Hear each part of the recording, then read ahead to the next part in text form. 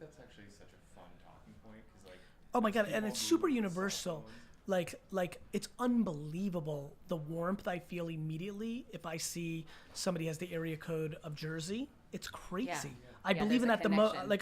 Oh, so real. I know that it's real. It's so real. But that's why so many people hang on to that code when you move in. Plus, it's a pain in the ass to change your phone number. So we need to get into this. I got fired a year and a half ago, and they took my phone from me. I never realized I'd been there 14 years. I lost my phone number. That was the worst freaking part you didn't of give a getting shit about fired. the job. Yeah, I'm like, are you freaking kidding me? I lost everybody.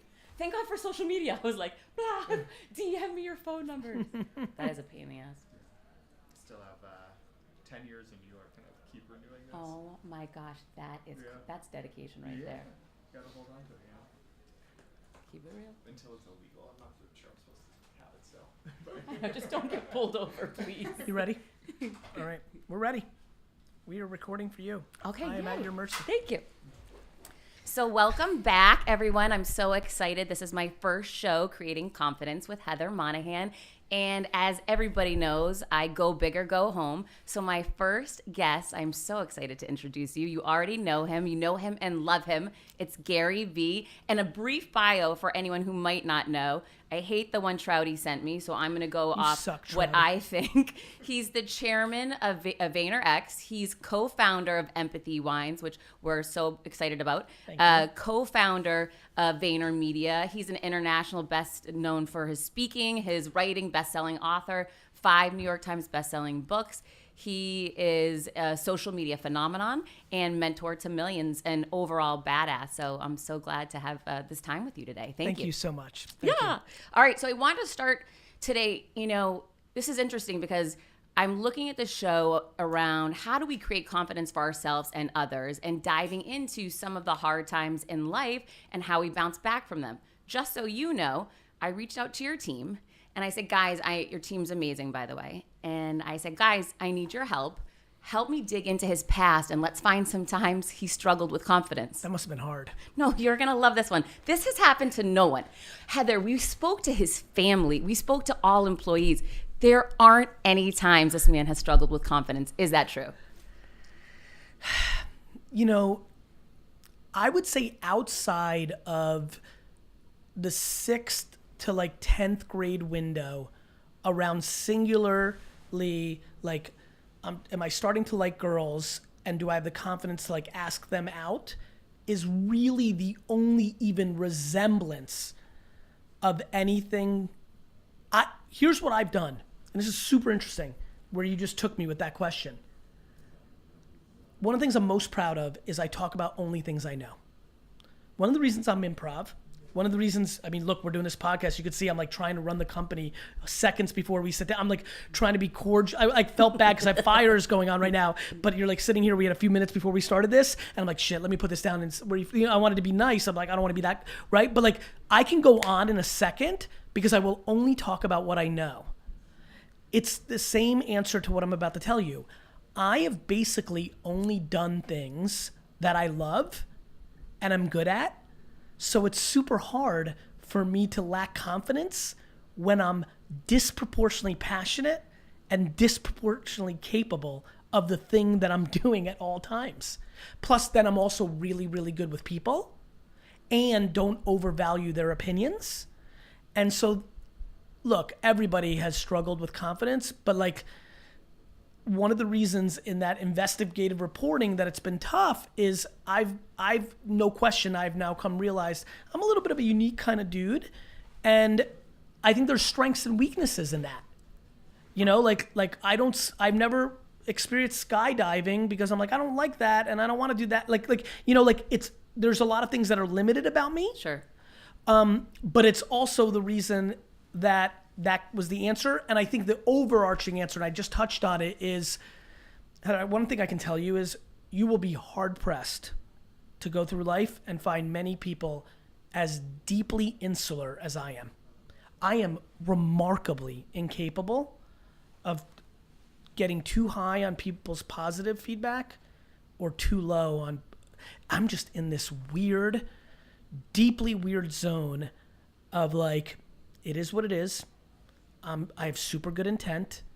I have zero expectation of others. I have no entitlement that I deserve anything. I am just in this very interesting mind zone that I am so grateful for now that I've come to realize it as I've lived and been about. And no Addy, just Gratty. it was, it's really funny about that. And thank you for noticing that. I posted it yesterday. Like it is remarkable that so much of what everybody aspires to get from meditation, from medicine, from self-help, like from all these things that 99.99999% of people are trying to get to this place through these things. My mother and my circumstances and my DNA and my father and my sister and my circumstances and DNA. And so I'm so grateful for this zone I'm in. I'm really, really confident. Have you always felt that grateful? Yes. Wow, that's amazing. Let me rephrase. I didn't know the word was grateful. I always was like, I was super in love with my mother, because I knew something good was going on. I was super, I never complained. Never. Just don't have that gear. Can you start working with children more, please? Listen, what do you think I'm up to, right? So much of what drives me today is the fact that there is an enormous amount of 13, 14, 15, 16-year-olds that think I'm cool because of Instagram. And I am secretly so grateful for the opportunity to form some of their opinions. Absolutely. I really am. A woman the other day tweeted yesterday, finally somebody she took a screenshot of a text message with her and her son. And she said, finally, somebody's penetrated my son. And I can't tell you how good it made me feel. Well, to me, the overarching theme to me is more than the gratitude is that you're leading this purpose-driven passion life, which so many people do not live in. So many people go to work to chase a paycheck or because this is what my parents told me to do or, so how did it end up? Was it by chance that your dad started the wine library and you ended up just loving wine and sales was there? How did those dots connect? They started in 4th grade, I believe, when I decided consciously off of intuition and feelings that I didn't believe in school and that I knew. Think about how young you are. Yeah, but hang on a second. This is frustrating as a mother because Please. I have an 11-year-old and I'm all about you encouraging, these kids not to complain. However, it's dicey when you start saying, I wanted to get out of school and school's not for everyone. It's dicey if you hold the institution of school being on a pedestal. And I think that's fine. I want none of my opinions to be anyone else's opinion. I want to share my opinions that I've lived or I've observed very closely and want to talk about them. I get 10,000 DMs a week from children 13 to 20 saying things that they would never tell their parents. Wow. And so when I say things about, hey parents, you're buying your daughter a BMW because she's begging for it, but she's telling me behind the scenes that I hate my parents for making my life so easy. Now that kid's talking out of both sides of their mouth, but they're a 15-year-old. And so what's the decision-making process in that is an unbelievable conversation. We have a whole generation of parents shitting on millennials, but they're the ones who raised that entitlement. Right. It's I think of it as enormous self-esteem building in parallel with radical candor and lack of entitlement. And that's what I think my mom did. She told me I was the best, but when I went 0 for 4 in a Little League game, she didn't blame the umpire or my coach. She said you weren't good enough. It's leadership by example. I mean, that's all it is. But it's very rare in our society today because parents want to build self-esteem, but what they actually did was build entitlement. And kids got soft. And we're collectively soft because we didn't pay the piper and have a recession in 2009. Everything is materialistic. We all care to keep up with the Joneses. Everybody's valuing everybody's opinions. Opinions are flying heavier and more black and white than ever because of social media. And we've gotten into this massive cocoon of everybody's listening to every voice but their own. And then when some people tell me, well, Gary, my voice says I suck, I'm like, that's not your voice. You've taken on the voice of someone else. Sure. But how do you do that with your kids? Lady Gaga said something yesterday on social because she crushed the Met Gala. And she said something like, I once had a boyfriend who told me I would never be famous, that I would never win a Grammy. That did you see this? I love that. Yeah, that's been out for a little while. And she said, and I replied to him by saying, one day after we're broken up, you're not going to be able to go to the deli without hearing my name or seeing my face. Fucking...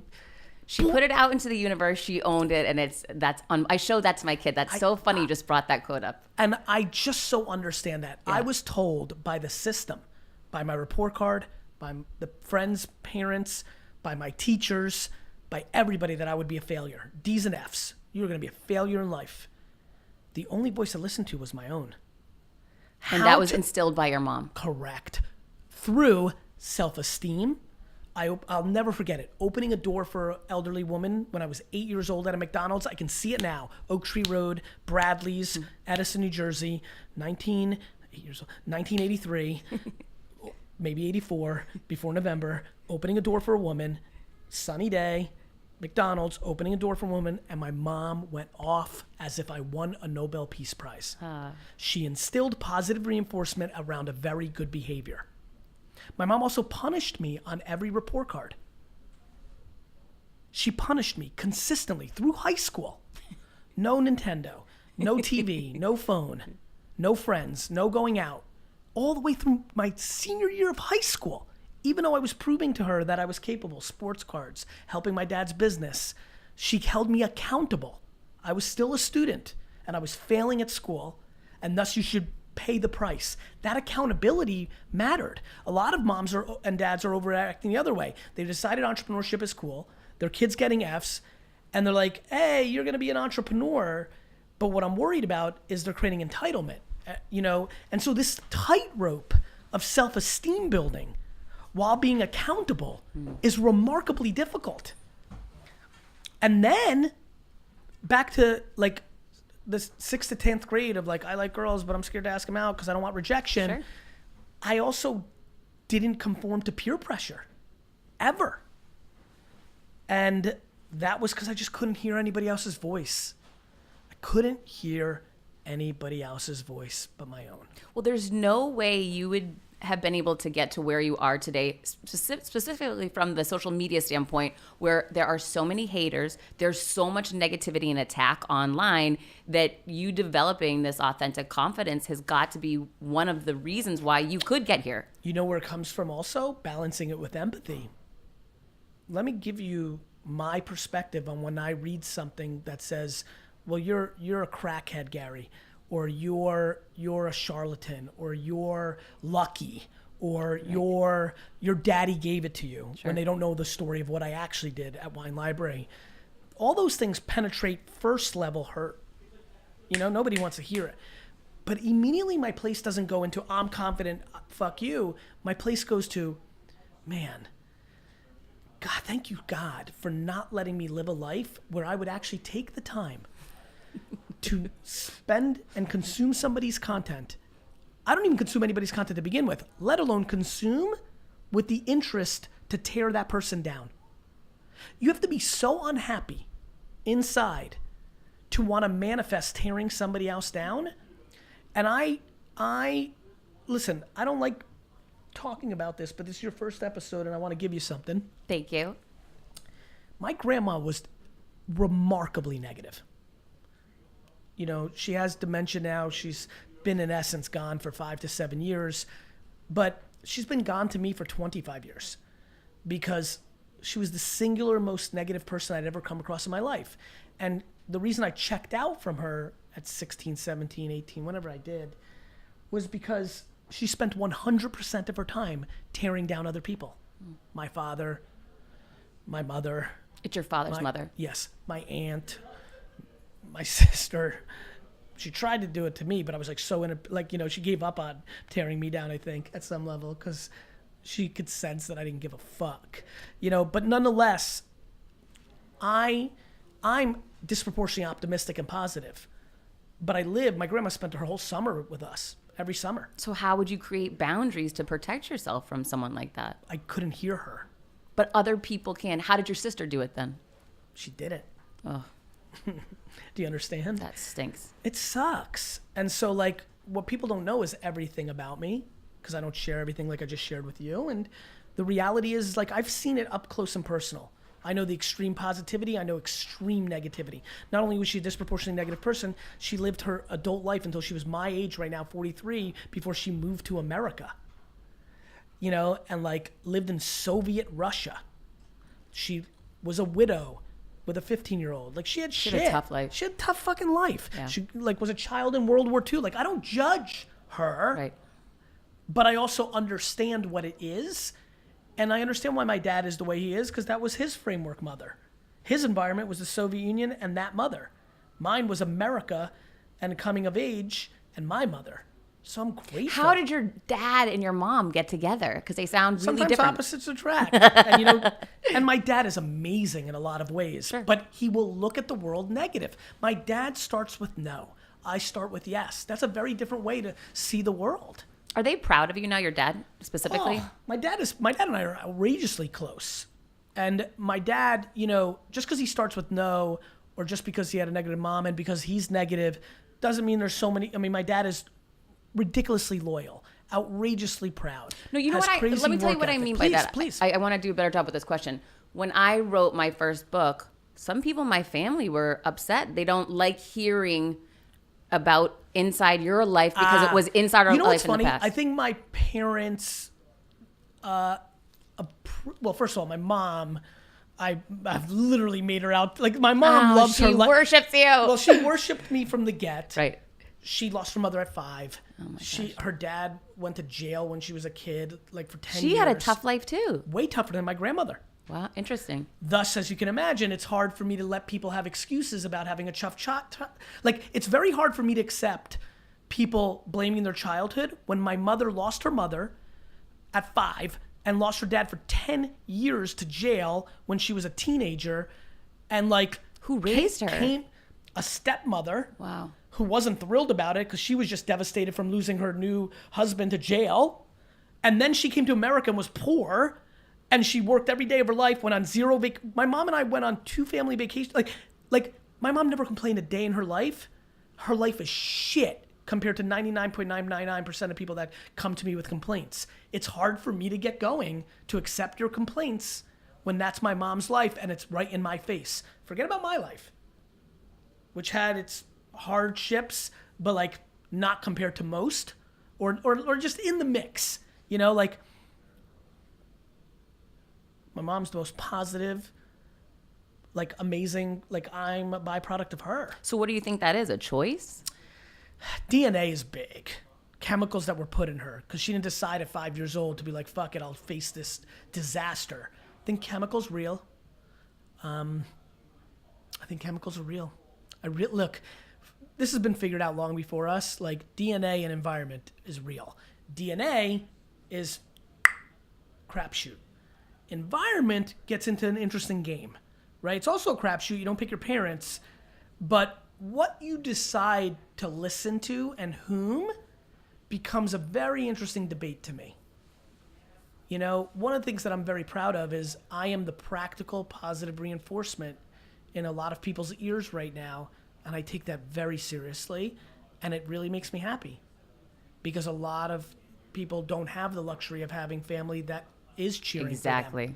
for them. Most people have family that's booing for them. Misery loves company. Most people want to tear down everybody else's building to make theirs feel bigger. It's very rare to have pure, practical positivity being pumped into the ecosystem, hence why all the attention I have, and easy for me not to get high on my supply because, as you can tell by this conversation, I view that as a cosign to my parents and my circumstance. I'm not special. My parents are special. My circumstances were special. I'm just living out the circumstances. Do you ever get afraid, and this is kind of off topic, but I'm thinking about you being special. First of all, I think everyone's special, right? So in their own unique way. They are. However, you've created this real strong forward-facing personal brand first. Yes. I think of Gary Vee first before VaynerMedia, right? No question. Of course. You and everybody else. Before Empathy Wines. You and everybody else. So, do you ever get worried from a business perspective? Am I so big that what if I get knocked off by a bus tomorrow? What happens to the company? No. What does happen? It folds. Or they rally and decide to keep it afloat in the honor of their fallen leader. You never think of that. No, because it's a silly thing to think about. It's interesting to me. It's an ideology. First of all, it's selfish. Like, I'm dead. Why wouldn't you want to set your people and your teams up for success? Already. So the company... I have already. The company set up to... Okay. Not the company. Them.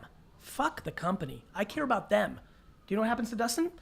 He writes a blog post and does his story of what he remembers about Gary. This one time he said this thing to me, posts it on LinkedIn, and 400,000 people asked him to be on their personal brand team. This is where I'm unbelievably selfless. I don't care about my company. I care about the human. You like it? Crazy, it's shocking. Right? I've been in corporate America my entire career until the last year and a half, and I will tell you, I have never once seen a chairman or a CEO come from business at that perspective, and I think it's that's unbelievable. Because I actually think it's also practical, not just altruistic. I've died. I'm not going to care. I don't know. I literally don't know what's happening. It's over. It's a wrap. What I've done is I've built such a progressive, forward-facing personal brand that the collateral on my employees is remarkable. Do you know what's going on right now? My people are getting offered all sorts, like, especially for Team Gary Vee, these two characters, like, they just have options. And that makes me happy. Kenny just left the team. He got a great gig in California. Now, I think it's super great here that people are naive about, and I think that, I'm a uniquely kind of interesting character, and I make it look a lot easier than it is, and that will either play out or not for Kenny. But like, he's now family, and I think I've done. That's what the best part of what I'm doing is. I'm just in the middle, right? I just established to you what's above me, right? My parents, my circumstance, and what's below me is my employees. They're feeling all the benefits of it. It's so interesting because I'm just seeing right now your brand is just pulling people towards you, people wanting to be a part of this. You're constantly recruiting, but not from a fake standpoint, from just a true organic showing the world who you are. It's genius.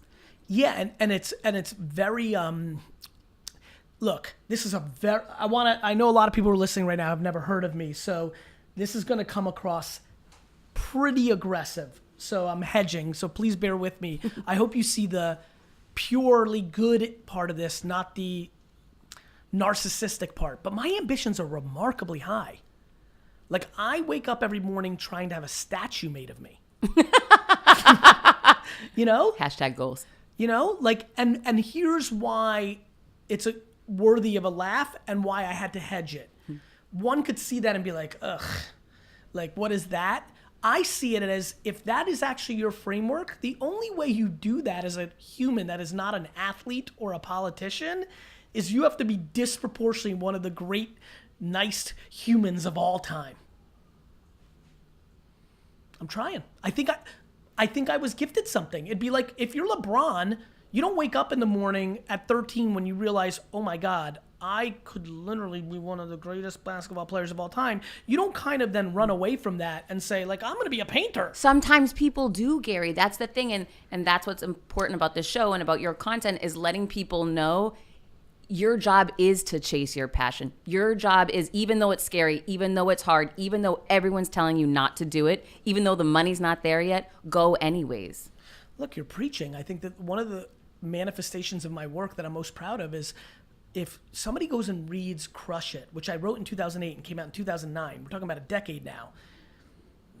I mean, not only do I fully believe in what you just said, because it was the manifesto, I also ended up being right, because in 2008 it didn't seem possible. There was no podcasts. There was no Instagram.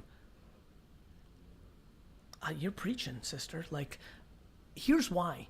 If you never get anywhere close to my level of notoriety or financial rewards, you will be just as happy as me in the process of chasing the practical passion. Don't worry, I'm getting there. I believe you, and I'm saying that to everybody who's listening. You know, like, I was as happy as I am right now in the basement of my dad's liquor store packing boxes. You truly were? I'm going to really fuck with you right now. You ready for this? Ready. Happier. I love the process. And I love when nobody knows who I am and when I'm underestimated. I love it. I love it. I have a chip on my shoulder. I'm an underdog.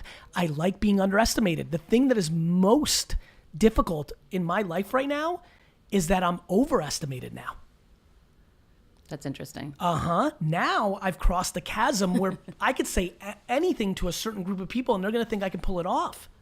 Empathy wines may fail. We have a lot of headaches. That's going to be shocking to everybody. I weirdly want it to happen. Trouty does not. Trouty doesn't because, and he shouldn't because this is his first big at bat. He's disproportionately tied into it. I'm not. I don't want the loss. I don't want the scarlet letter. But boy, one of the great ways for people to understand the true me is for me to have a loss in a wine business of all things. Right. I don't know. I don't know to tell you. I'm not scared of that loss. You're so unique that way in that, as I mentioned before, I had a very successful career in corporate America. I became very comfortable. It was safe. I could see it was linear and you just keep getting promoted and the money's coming in and it's very comfy. I've had to learn in the last year and a half to take the leap into the unknown. There's total darkness, and this is good for you and what you're doing right now, Trouty, starting this new company. You have to just keep moving forward, and it's scary. And where you love that scary is what I'm hearing. I don't, because I'm so used to loving the comfort. It can be really hard. Purebred entrepreneurship. This is you really hit me in my heart because you articulated it so well from the other perspective. This is why I hate so many people going into entrepreneur. My friends, I couldn't agree more with you need to go chase your passion, all those things that we just talked about. This is what led me to self-awareness.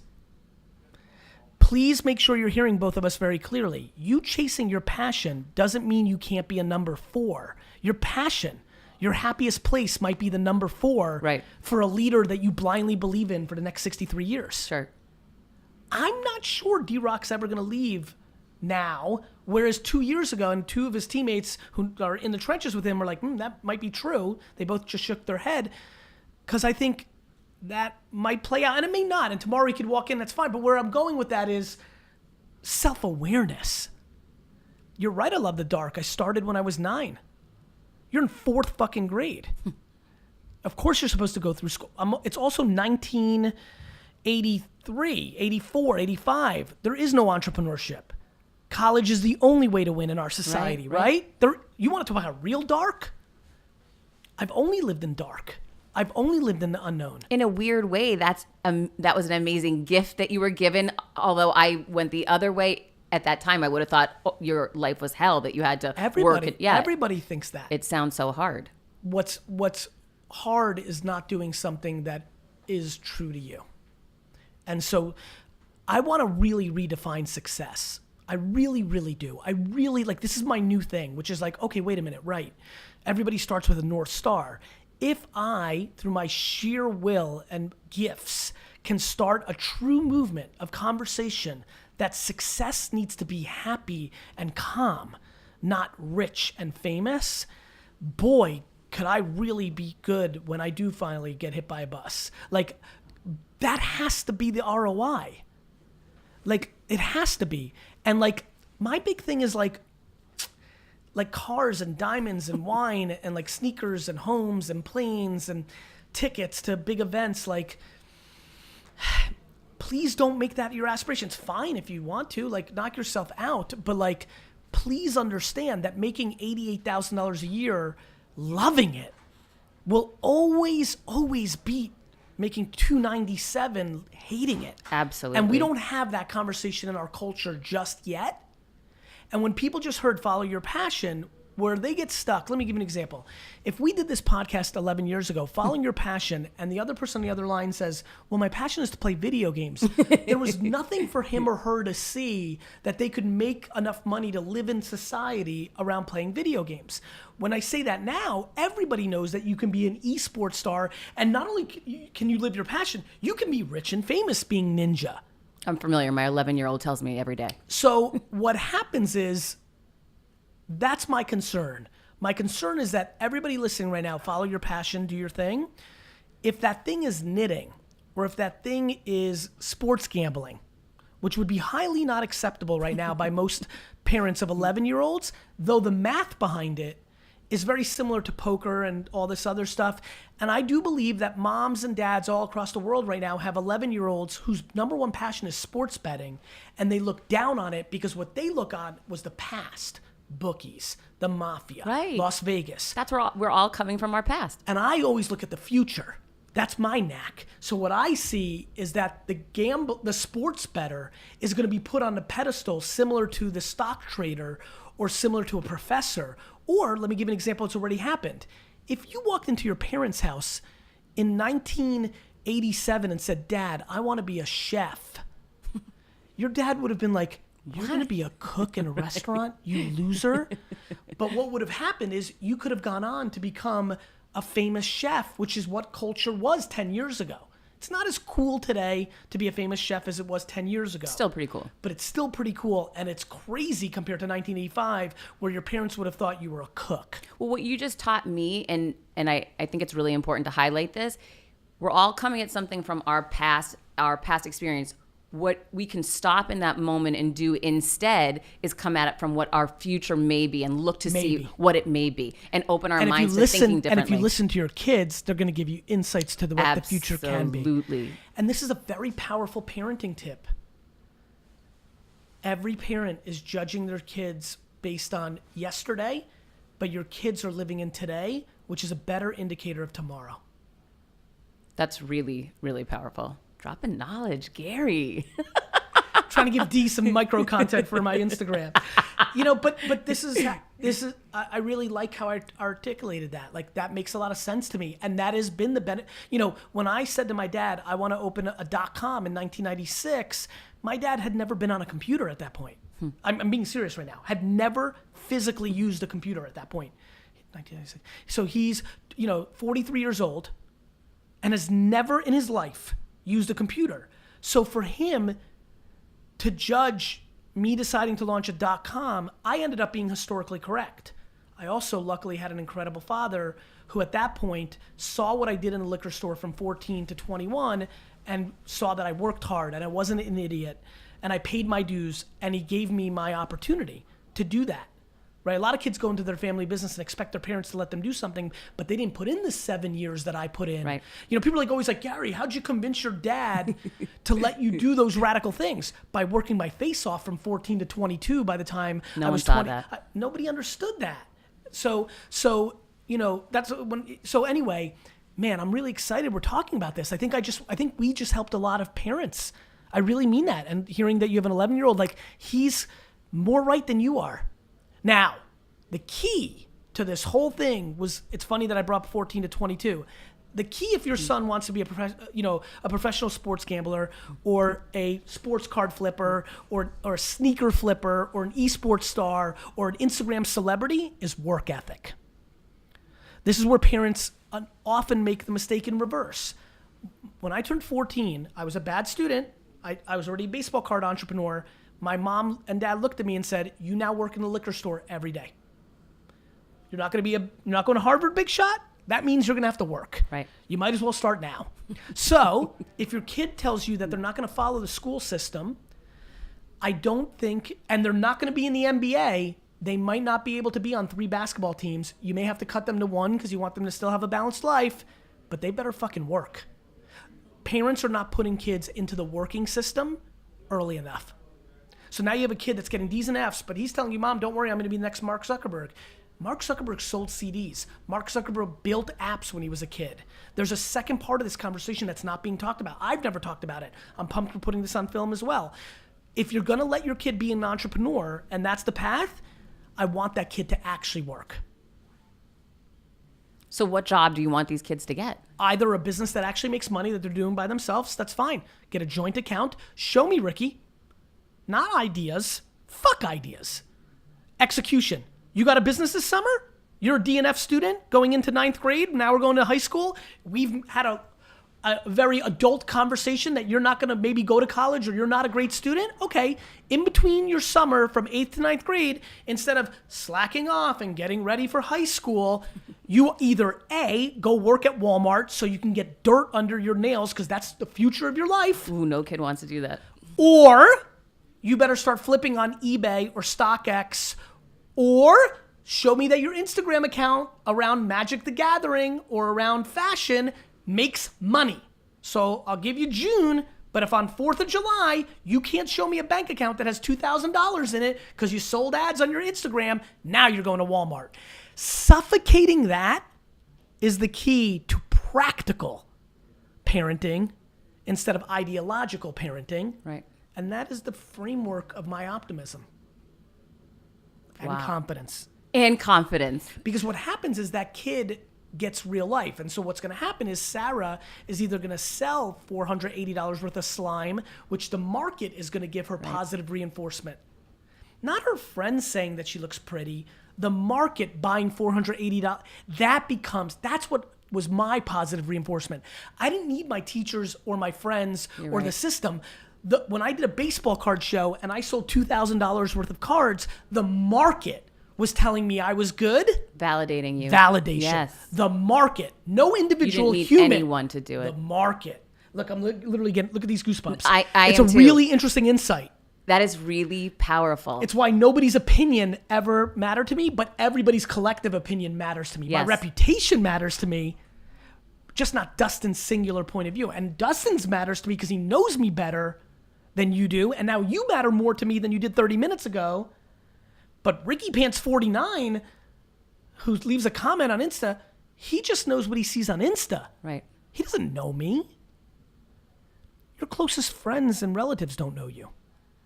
Nobody actually ever fully knows you. So why are you letting somebody's anonymous comments dictate how you feel about yourself?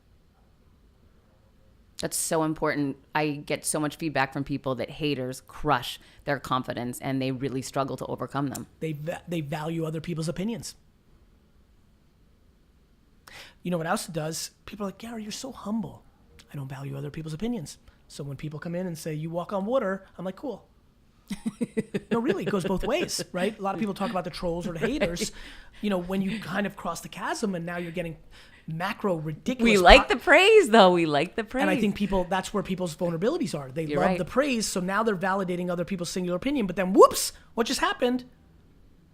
You know, pretty goes to ugly really fast. Right. And now you're caught because you loved it when it was pretty. But now when somebody said ugly. So really it's taking those compliments off the pedestal and 100%. saying we're even all the time, we're all equal all the time, and whether the comment's positive or negative, I'm not going to let it affect me. And I would tell you, if you said push comes to shove, Gary, which one do you hear more? I have empathy for the negative feedback because I want to continue to evolve, and I don't want to just say it's a hater. You know how many people say somebody's a hater or a troll, but that person's actually right? No, I never thought about that. So I see a lot of people who are selling spam, selling bullshit products and services. And when somebody leaves a comment that says you're a snake oil salesman, they're like, hater. Nah. You're saying that these goji berries cure cancer because you have an MLM and you're trying to sell people into it. They're right. You're wrong. So I never want to become that caricature of myself. I never want to be resistant to feedback. So even though I don't value the opinion, I listen.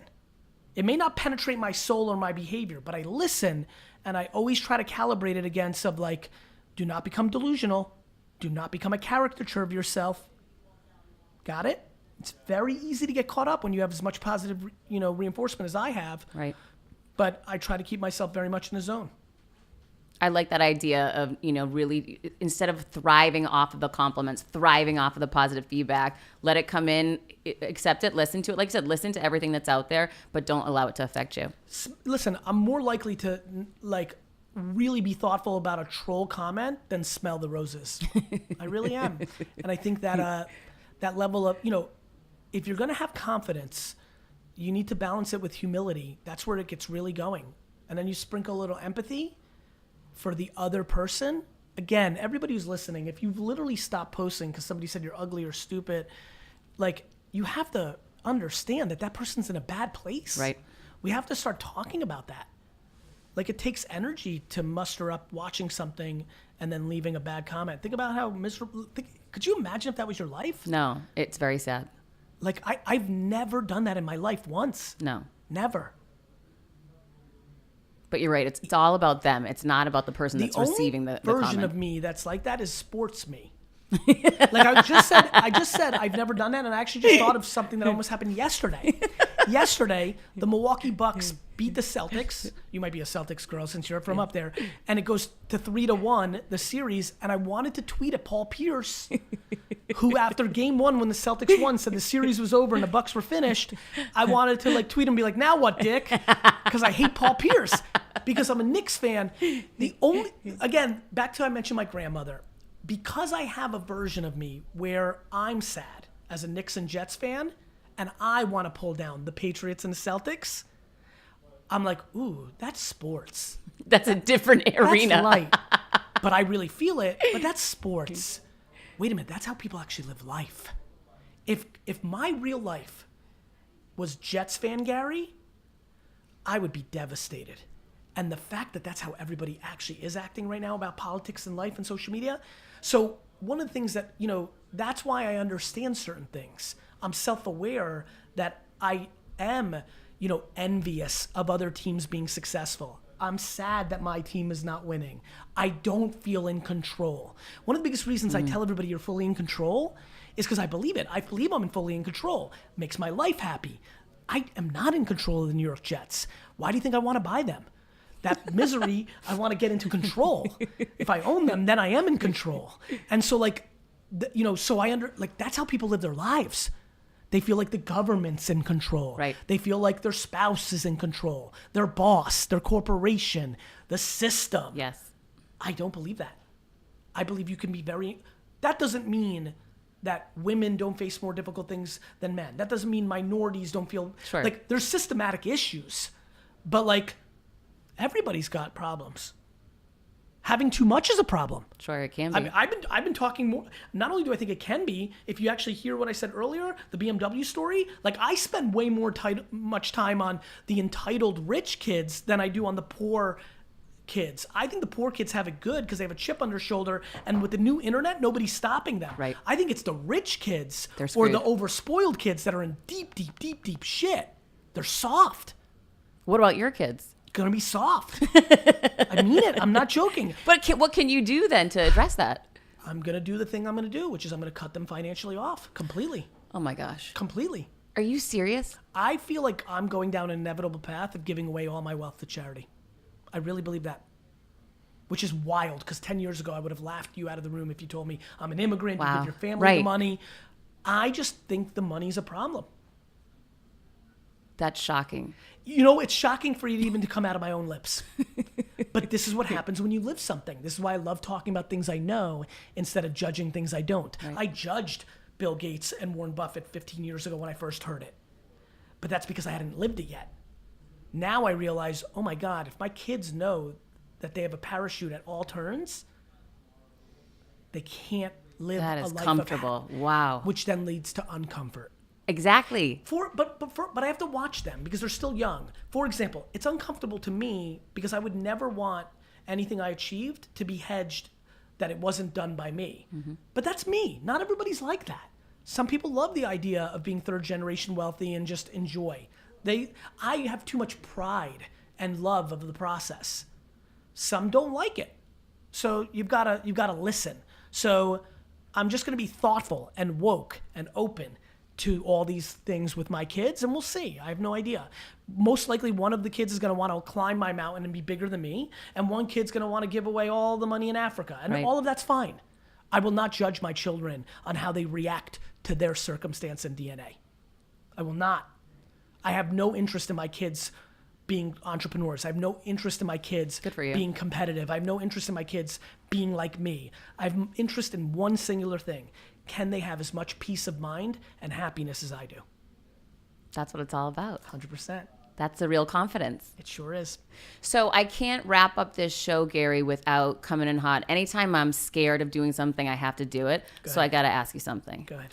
So I listen to your podcast all the time. Yes. My career was all about coming from nothing and Yep. smashing through the glass ceilings, getting to the C-suite, being a chief revenue officer, responsible for hundreds of millions of dollars, then getting fired and rebooting and starting my own company. I would love to share that message with your audience on your show. You want to be on my show? Yeah. It's done. You are the man.